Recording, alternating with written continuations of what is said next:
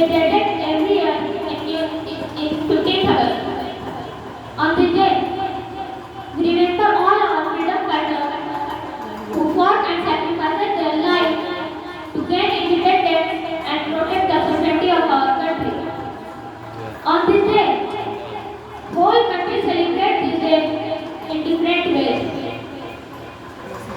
After the Battle of Plassey in 1757, British intervened the political power of India, and for 190 years, British used the Indian army in various fields.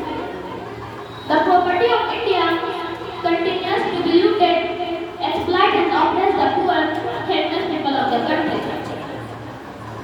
But at the end of the Second World War, British faced an economic crisis. British left India and returned to their own country. Then the Viceroy Lord Mountbatten handed the governance of our country to the Indians.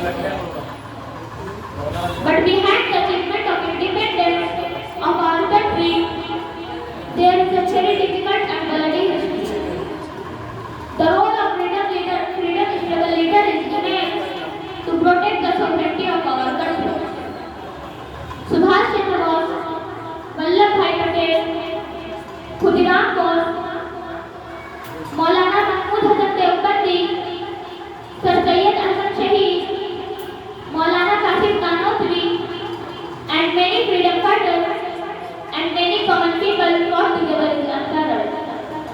Today, we are free citizens of free country, so not only 15th August, but every day is necessary to salute all the freedom fighters of our country. This day